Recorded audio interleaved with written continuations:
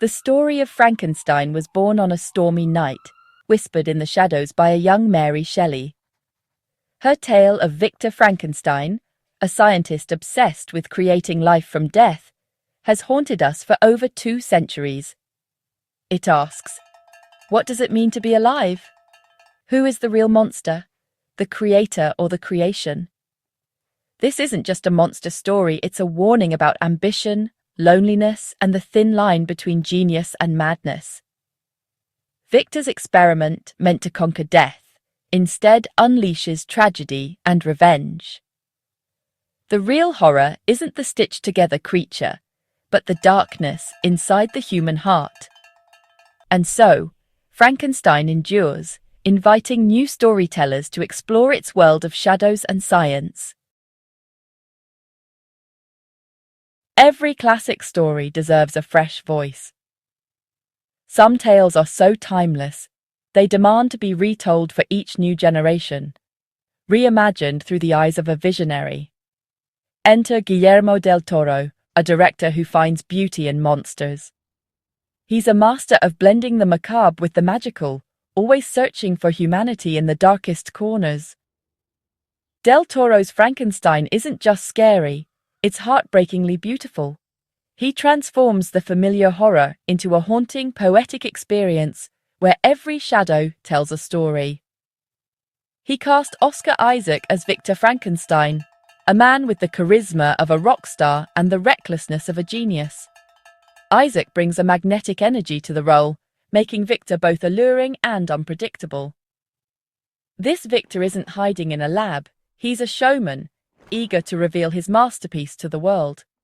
He craves recognition, hungry for applause and validation from society. Isaac's performance blazes with confidence, bordering on arrogance. He commands every scene, his ambition radiating from every gesture and word. Victor sees his creation not as a monster, but as the pinnacle of his genius. To him, it's a testament to human potential, a living symbol of his own brilliance.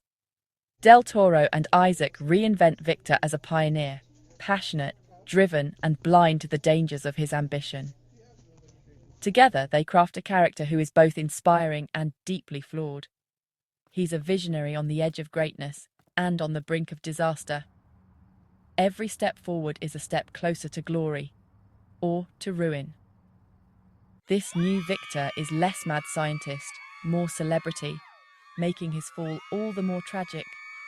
The world watches, fascinated as he teeters between triumph and catastrophe. His confidence is both his superpower and his doom. In Del Toro's hands, Victor Frankenstein becomes a legend reborn, brilliant, bold, and destined for tragedy. Picture a grand, shadowy room filled with skeptical doctors and scientists, their faces half lit by flickering candlelight.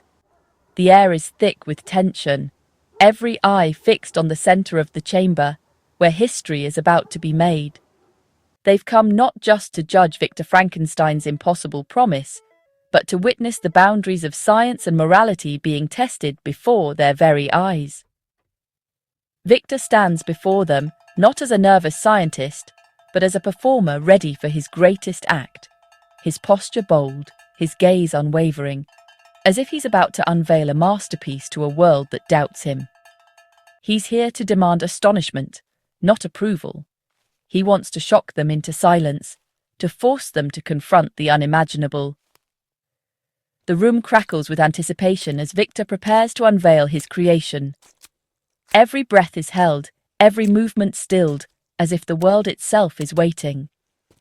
He addresses the tribunal with the passion of a preacher, declaring he has conquered death, his words echoing off the ancient walls, daring anyone to challenge his claim. The doctors whisper, some skeptical, some intrigued, but Victor is speaking to history. He knows this moment will echo far beyond these walls. He's about to reveal the creature, a patchwork of flesh, a miracle or a nightmare, something the world has never seen before. This isn't quiet science. It's a bold declaration, a challenge hurled at the very heart of nature itself.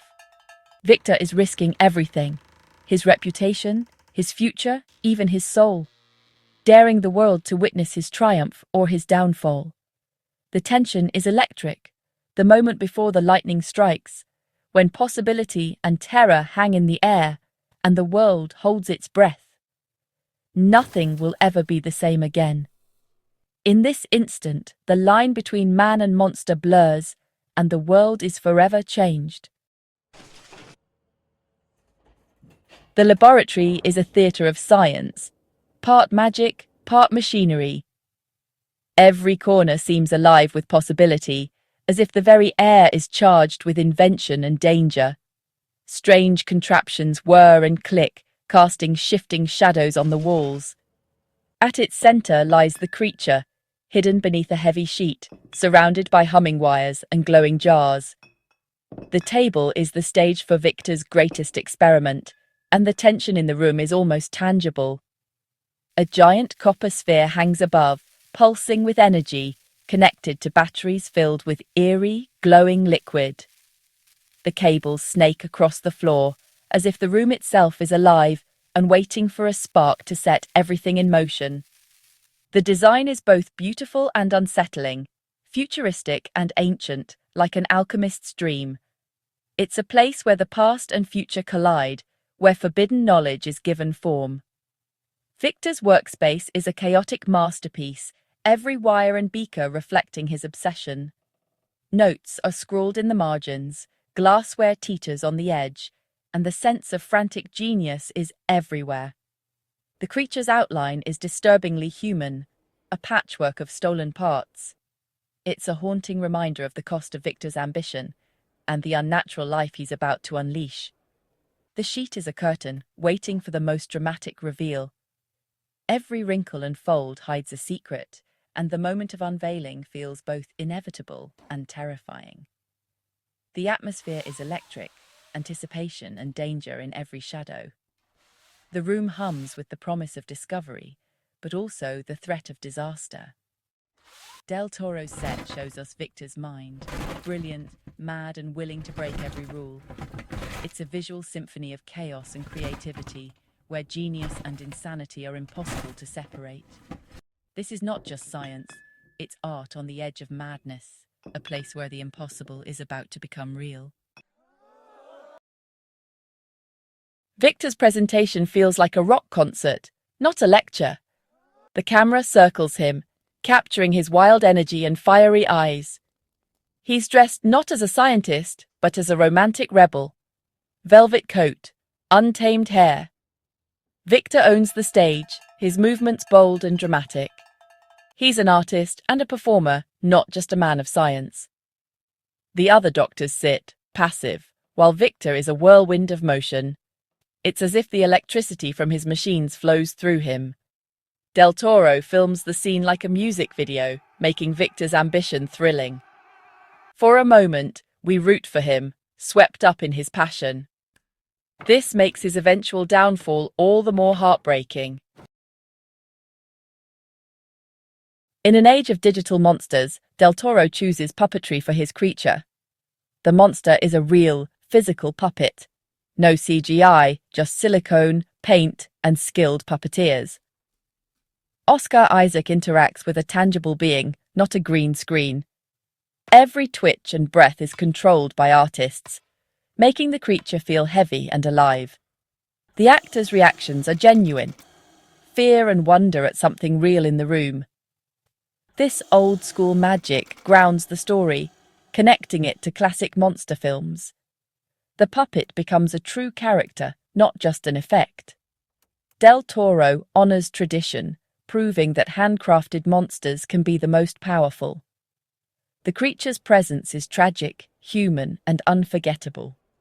Sometimes, the oldest movie magic is still the best. This tribunal scene reveals Victor's soul. He believes he's ending suffering, curing death itself. Victor sees his work as pure and world-changing, blind to any moral doubts. His confidence is absolute. He dismisses critics as cowards. Oscar Isaac plays him as a man who's sacrificed everything for this moment. Victor is in love with his creation, seeing only a miracle, not a monster. He's a proud father, not yet haunted by fear or regret. This lack of doubt makes him compelling and dangerous. The scene shows Victor at his peak, unaware of the fall ahead. He's flown too close to the sun, and his wings are just beginning to melt. This tribunal is the story's turning point. Triumph turning to tragedy. Victor's public unveiling ties his fate to the creatures. There's no turning back. If the world accepts his creation, he's a hero. If not, the fallout will be catastrophic. The creature, born before a horrified audience, is instantly rejected. Victor's pride and showmanship set the stage for his child's condemnation. This is the spark that ignites the fire. Victor's confidence is the fuel, his public act the match. The story becomes a chain of cause and effect, starting here. Victor's fatal flaw, pride, sets tragedy in motion for both creator and creation. This is the beautiful beginning of a very dark end. The monster's tragedy and Victor's are now inevitable. Stories like Frankenstein are living ghosts, haunting us through the ages. Each retelling, like Del Toro's, dresses the old tale in new clothes, revealing fresh truths. Scenes like Victor's rock star performance make the story feel urgent and alive. Using puppets instead of pixels connects us to the magic of classic cinema. The monster feels more real, more tragic, more human. Retelling classics lets us ask old questions in new ways.